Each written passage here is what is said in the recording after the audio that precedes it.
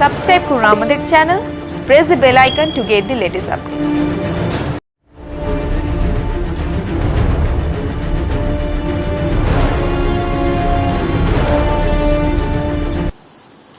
নমস্কার, যুক্তিতর্ক সঙ্গে অর্কই আপনাদের স্বাগত। আপনাদের সঙ্গে আমি অর্ক। আজ আমার সঙ্গে রয়েছেন এমন একজন অতিথি যিনি সচরাচর টেলিভিশনের পর্দায় আসেন না। রামকৃষ্ণ মঠ মিশনের বেলুড়ে সম্পাদক সুবীরানন্দ মহারাজ। আজ তিনি আমার অতিথি যুক্তিতর্ক সঙ্গে অর্ক। মহারাজ, আপনাকে প্রণাম এবং স্বাগত আমার এই অনুষ্ঠানে। আমি প্রথমে একটা উদ্ধৃতি আমি পড়েছিলাম কোনো এক বিখ্যাত বাঙালি লেখকের, শঙ্কর প্রসাদ বসুর। তিনি ঠাকুর এবং স্বামীজি সম্পর্কে বলছেন। তিনি বলছেন যে বিগত ৫,০০০ বছর ধরে ভারতবর্ষ যা ভেবেছে তার প্রতীক হলেন শ্রী শ্রী রামকৃষ্ণ, আর আগামী ২৫০০ বছর ধরে ভারতবর্ষ যা ভাববে বা যা করবে তার প্রতীক হলেন বিবেকানন্দ। এই উক্তির যথার্থতা আজকের এই প্রেক্ষিতে কতটা প্রাসঙ্গিক বলে আপনার মনে হয়? আজকের প্রেক্ষিতে আরও বেশি করে প্রাসঙ্গিক। আমরা যদি ৫,০০০ বছর আগেকার ইতিহাস দেখি, সারা পৃথিবীতে ৩টে ধর্ম ছিল।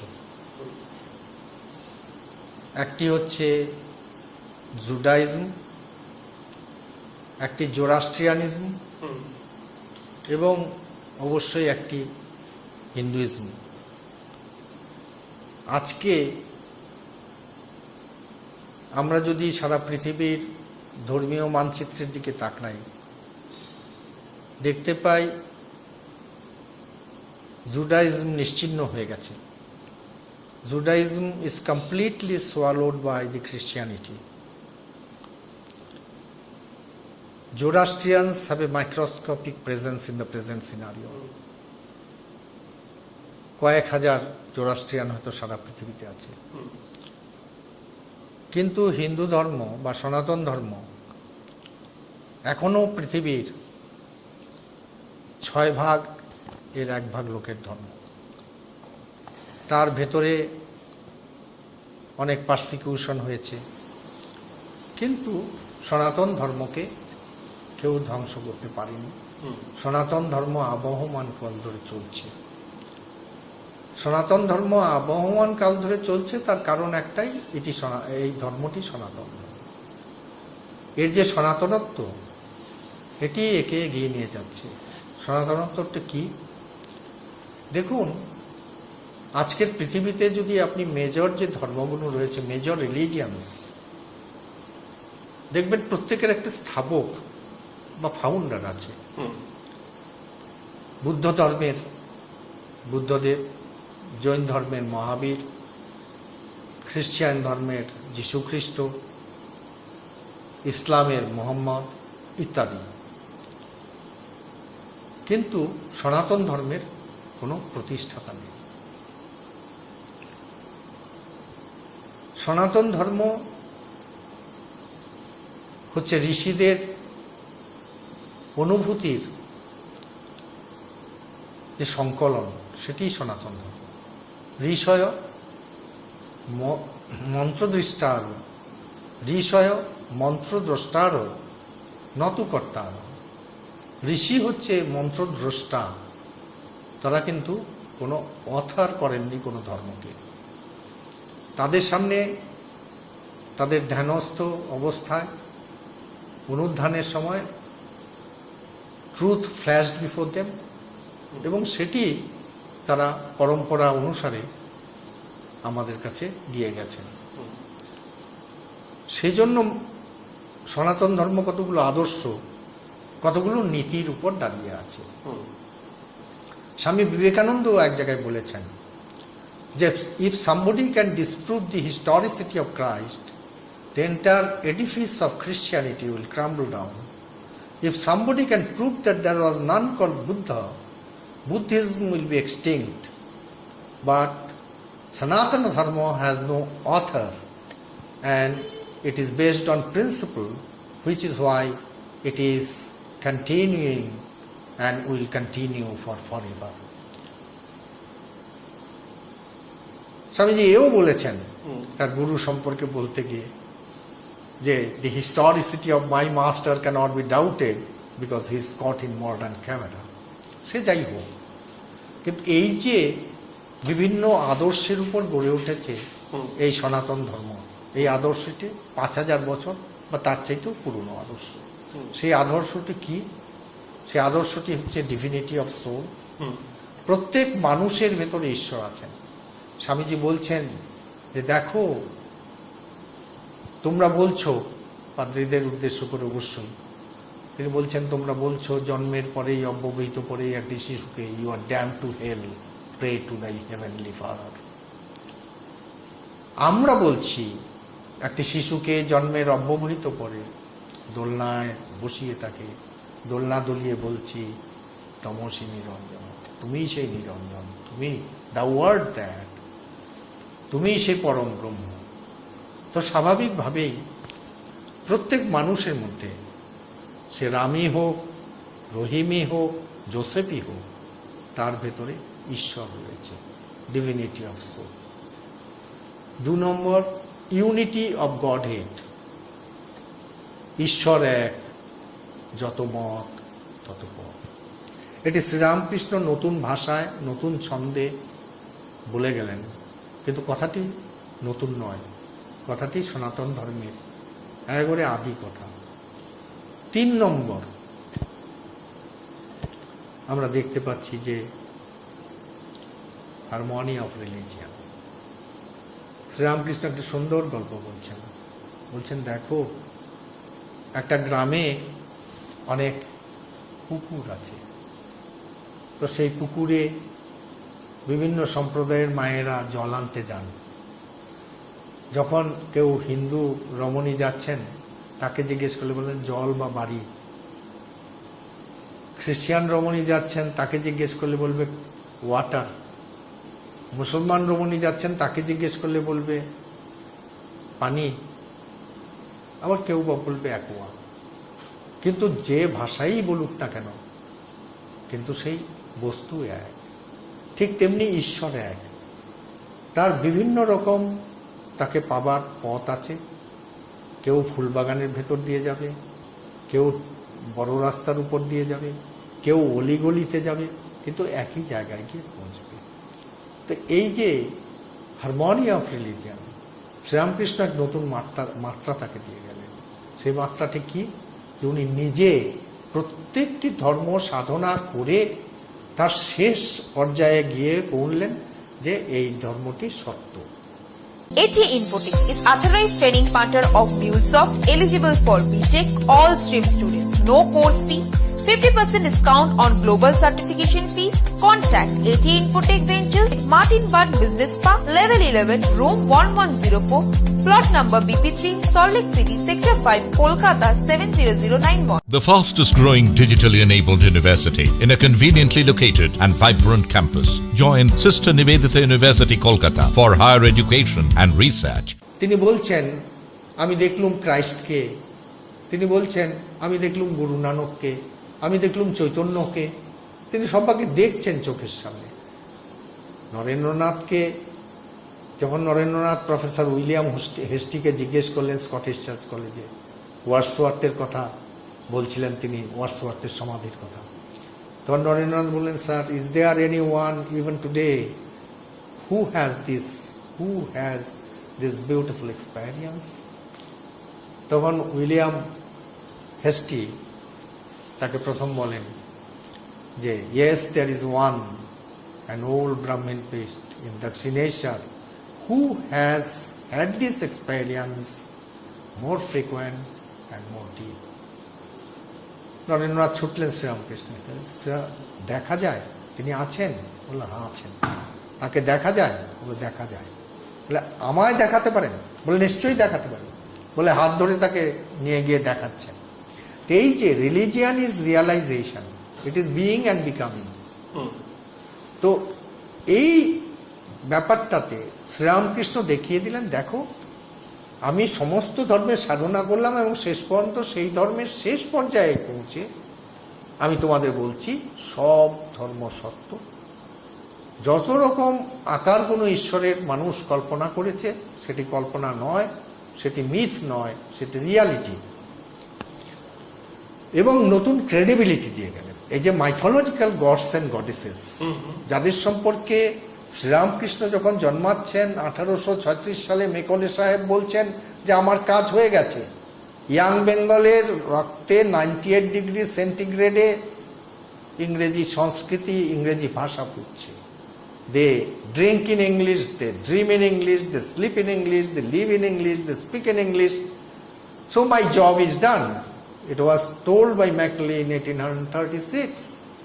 1836-এ কামারপুকুরে জন্ম নিলেন গদাধর চট্টোপাধ্যায় এবং তিনি এটি করে দেখিয়ে দিয়ে গেলেন যে কোনো রকম এক্সক্লুসিভনেস নয়, বিবাদ নয়, সহায়তা, ঘৃণা নয়, প্রেম, মৃত্যু নয়, জীবন, অন্ধকার নয়, আলো, বিয়োগ নয়, যোগ। তিনি তাই বললেন যে সমস্ত ধর্ম সত্য, শুধু সহিষ্ণুতা নয়। It is not only that we tolerate other রিলিজিয়ানস, we accept them as true. যার জন্য স্বামী বিবেকানন্দকে একজন জিজ্ঞেস করেছিলেন, স্বামী বিবেকানন্দকে জিজ্ঞেস করেছিলেন যে do believe in our Christ. Swami Vivekananda বলেছিলেন, not only I do worship him, had he been alive, I would have washed his feet with the blood of my Lord. তো স্বাভাবিকভাবে এই যে ইনক্লুসিভনেস, সেই ইনক্লুসিভনেস শুধু ধর্মের ইনক্লুসিভনেস নয়, সেই ইনক্লুসিভনেস শুধু সাধনা, আধ্যাত্মিক সাধনার ইনক্লুসিভনেস নয়, সেই ইনক্লুসিভনেস জগতের জীবনের, সেটি ব্যষ্টি জীবন হোক বা সমষ্টি জীবন হোক, সর্বক্ষেত্রে সেই ইনক্লুসিভনেস থাকতে হবে। এবং সেটি হচ্ছে শুধু সহিষ্ণুতা নয়, গ্রহিষ্ণুতাও। তো সেটি একটি বড় দিক সনাতন ধর্মে। এই দিকটি শ্রীরামকৃষ্ণ বললেন নতুন ভাষায়, নতুন আঙ্গিকে, নতুনভাবে, যাতে সাধারণ মানুষের কাছে, ঊনবিংশ শতাব্দীর মানুষের কাছে অনেক বেশি কনভিন্সিং হয়। সেই জন্য প্রয়োজন ছিল তার নিজে সাধনা করে দেখিয়ে দাও।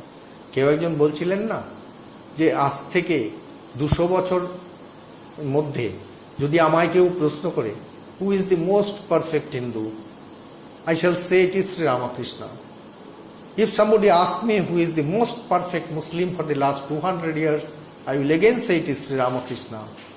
If somebody asks me who is the most perfect Christian during the last 200 years, I will say it is Sri Ramakrishna. J.N. Rai Hospital, #1 pocket-friendly multi-speciality hospital for common people. Quality and expert healthcare. J.N. Rai Hospital, পয়সা ও প্রাণ দুটোই বাঁচায়। কোন ফিতে জীবনের দৈর্ঘ্য মাপবেন? যদি না ভালো থাকার জাদুকাঠি আপনার মুঠোয় থাকে, শুধু দাম দিয়ে নয়, এমন অনেক কিছু আছে যার বিচার করতে হয় গুণ দিয়ে। Nature pure -17 cholesterol free rice bran oil, এতে রয়েছে এমন উপাদান যা আপনার হার্টকে রাখে সুস্থ। জীবনকে অনুভব করুন হৃদয় দিয়ে। আপনার হৃদয় সত্যিকারের বন্ধু। মহারাজ, অনেকে বলেন যে স্বামীজি হচ্ছেন একজন মানবতাবাদী, তার হিন্দু সন্ন্যাসী সত্তাটা সচেতনভাবেই কিছু অংশ থেকে সামনে আনা হয় না। 2, পৃথিবীতে অনেক সাম্রাজ্যের কথা শুনেছি। ব্রিটিশ সাম্রাজ্য, মার্কিন সাম্রাজ্য, পূর্বে অটোমান সাম্রাজ্য, সব সাম্রাজ্যে সূর্য অস্তমিত হয়েছে। অর্থনীতির প্রথিতযশা অধ্যাপক বিনয় সরকার একটা মন্তব্য করেছিলেন যে পৃথিবীতে সব সাম্রাজ্যের সূর্য অস্তমিত হতে পারে, কিন্তু রামকৃষ্ণ সাম্রাজ্যের সূর্য কোনোদিন অস্তমিত হবে না। কিভাবে দেখেন বিবেকানন্দকে? আপনি কিভাবে দেখেন? একজন প্রকৃত মানবতাবাদী, মানবদরদী, সেই পরিচয়ে উনি আসবেন সামনে, নাকি একজন হিন্দু সন্ন্যাসী, সেই পরিচয়ে তিনি সামনে আসবেন? দেখুন, শ্রীরামকৃষ্ণ এবং বিবেকানন্দের সম্পর্কটা বুঝতে হবে। আমি বলতে পারি, আমার এরকম মনে হয় যে শ্রীরামকৃষ্ণ যদি তত্ত্ব হন, বিবেকানন্দ তার ব্যাখ্যা। শ্রীরামকৃষ্ণ যদি ভাব হন, বিবেকানন্দ তার সম্প্রসারণ। শ্রীরামকৃষ্ণ যদি বিজ্ঞান হন, বিবেকানন্দ ফলিত বিজ্ঞান। শ্রীরামকৃষ্ণ যা বলেছেন, যেরকম ভেবেছেন, যেরকম করেছেন, বিবেকানন্দ সেটিই করেছেন। শ্রীরামকৃষ্ণ এবং বিবেকানন্দ একই সত্তার দ্বিধা প্রকাশ মাত্র। তো শ্রীরামকৃষ্ণের সমস্ত সত্তা যদি একটি ভাষায়, একটি শব্দে মানে ব্যক্ত করতে হয়, সেটি হচ্ছে ইনক্লুসিভনেস। কাউকে বর্জন করা চলবে না, সবাকে গ্রহণ করতে হবে। তো স্বাভাবিকভাবেই স্বামী বিবেকানন্দ কোনো ব্যতিক্রম নয়। স্বামী বিবেকানন্দের যে মানবপ্রেমের সত্তা দেখা যায়, সেটি কিন্তু শ্রীরামকৃষ্ণ নির্দেশে। স্বামী বিবেকানন্দ কোনো সময়ই চাননি যে আমি বিশ্ববিদ্যালয় করব, হাসপাতাল করব, স্কুল করব, মানবের সেবা করব। যখন শ্রীরামকৃষ্ণ দক্ষিণেশ্বরে স্বামী বিবেকানন্দ তথা নরেন্দ্রনাথকে জিজ্ঞেস করেছিলেন, "হ্যাঁ, তো কী ভালো লাগে?" নরেন্দ্রনাথ এই কথা বলেননি। নরেন্দ্রনাথ বলেছিলেন, "আমার মনে হয়, আমার ভালো লাগে দিনের পর দিন, মাসের পর মাস, বছরের পর বছর ব্রহ্মানন্দ সাগরে নিমজ্জিত হয়ে থাকতে।" শ্রীরামকৃষ্ণ বলেছিলেন, "ছি ছি, তুই এত স্বার্থপর। কোথায় ভেবেছিলুম এক বিশাল বটবৃক্ষের মতো হবি, আর তোর ছায়ায় কত লোক স্থান পাবে, ছায়া পাবে" বলে একটি ছোট্ট কাকরে লিখে দিয়েছিলেন সেই শ্রীরামকৃষ্ণ, যিনি নরেন পর্যন্ত বলতে পারতেন না, লরেন লোক শিক্ষা দেবে। তো তারই প্রতিফলন পরবর্তী সময়ের স্বামী বিবেকানন্দের জীবন। এমনকি স্বামী বিবেকানন্দ যখন পাশ্চাত্যে বক্তৃতা দিচ্ছেন, কেউ একজন তাকে জিজ্ঞেস করছে যে, "Swamiji, by the time you wrap up for the day, it is midnight, and by the time you start your day, it's early dawn, and when do you get time to prepare your lecture?" স্বামী তখন বলেছিলেন একটা rare উক্তি, এটি বলেছিলেন, "When I enter into deep slumber, that old man from Dakshineshwar comes and stand beside my bedside and dictates the entire lecture I am to deliver the following day." অতএব শ্রীরামকৃষ্ণ সত্তা আর বিবেকানন্দের সত্তা পৃথক নয়, তারা একই সাথে একই সত্তার দ্বিধা প্রকাশ। শ্রীরামকৃষ্ণ তার ভাগবতী তো নিয়ে যেটি করতে পারেননি, সেই জন্যই এই যে দামাল ছেলে নরেনকে চেয়েছিলেন। তিনি তো গিয়েছিলেন সপ্তর্ষিতে। তিনি বলছেন, কথা লীলা প্রসঙ্গে আছে, যে একদিন সমাধিপথে জ্যোতির্ময় বর্তে উচ্চে আরোহণ করিতে করিতে ক্রমে দেখিলাম খণ্ড অখণ্ডের ব্যবধান। ক্রমে সেই খণ্ড অখণ্ডের ব্যবধান অতিক্রম করিয়া একটি ছোট্ট বালকের বেশ ধারণপূর্বক অখণ্ডের ঘরে প্রবেশ করিলাম। দেখিলাম 7 জন ঋষি, যাহারা জ্ঞানে ও প্রজ্ঞায়, ত্যাগে ও তিতিক্ষায়, ধ্যানে ও গরিমায় দেবতাদিগকে পর্যন্ত ছাড়াইয়া গিয়াছেন। তাহাদিগের অন্যতমের নিকট গিয়া অভিগমনপূর্বক তাহার গলা জড়াইয়া ধরিলাম। ঋষি নির্নিমেষ নেত্রে তাকাইয়া দেখিলেন, এই বালকই তাহার হৃদয়ের ধন। আমি কহিলাম, এই পৃথিবীতে যাইতে, ধরণীতে যাইতেছি, তুমি আইসো। ঋষি মৌন সম্মতি জানাইলেন। এক্ষুনি দেখিয়াছি, নিতেছি নরেন্দ্রই সেই ঋষি।